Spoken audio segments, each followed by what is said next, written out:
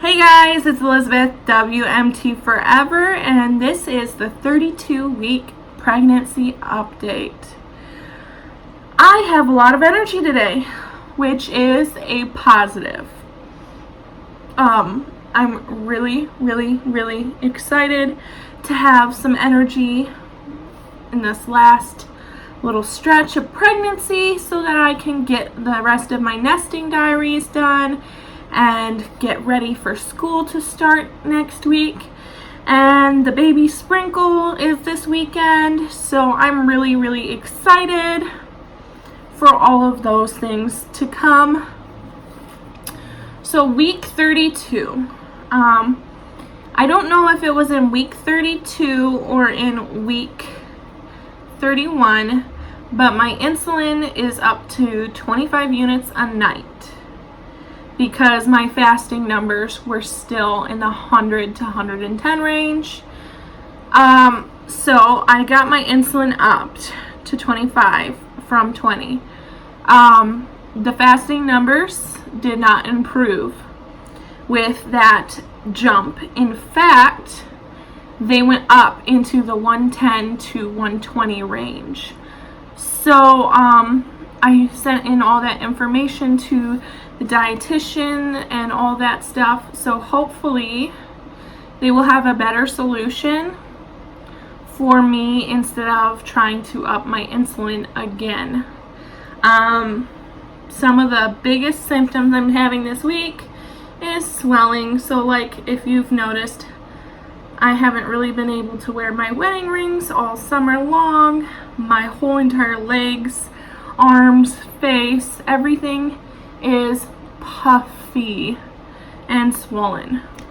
So it's kind of frustrating, especially considering I'm going to be student teaching soon, and the shoes that I got don't currently fit because my feet are so swollen, and like only my sandals fit, and they're technically not even my sandals. They're my husband's old sandals that he doesn't wear anymore, and I can't wear those teaching. So it's kind of frustrating that my whole entire body is swollen. So little princess got her fourth and final anatomy scan because she is now too big to get any more anatomy scans. She still did not show her stinking heart, but they've had 4 anatomy scans. All 4 of them she's had a perfect heart rate and everything else looks good. So at this point they're just taking what they can get. At the anatomy scan she was weighing in around 5.5 pounds. So ahead of the game, because the average according to my apps this week, so now that I'm 33 weeks, is 4 pounds, and she was already at 5.5 estimate in the week 32. So I make giants is my only comment on that. So far, because things are starting to look on the up and up, I haven't got an induction date or anything like that. We're just playing it by ear. I'm going to weekly appointments now for non-stress testing and the amniotic fluid measurements to make sure that she's got enough fluids to sustain her in the womb. So that's good. So other than the swelling and the diabetes that is not in check, there's really nothing going on, which I am very happy to say, because this pregnancy has been nothing but stress. So I have new subscribers, and I don't really share a lot of my personal struggles with everybody because I don't like being a complainer. But the reason you see 0 to 21, 22 weeks update and nothing before that, no pregnancy announcements really, is because this baby is a rainbow baby. And if you want to know more about that, there's a video called Summertime from Hell. It's a story time here on my channel. I don't really want to get into it again because I'm in a good place right now and I don't want to bum myself out.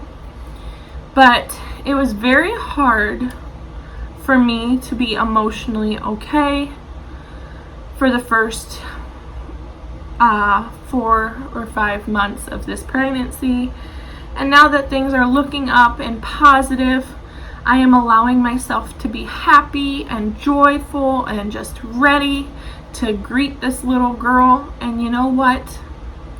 It is making everything go a lot better now that I'm allowing myself to be happy about this pregnancy. Granted, I believe every pregnancy is a blessing and it was meant to be if it was there, and every baby is a human from the moment it was made. Just, I believe that. That's my beliefs because I have had these losses, because I have had these experiences, because I know people who can't get pregnant still to this day.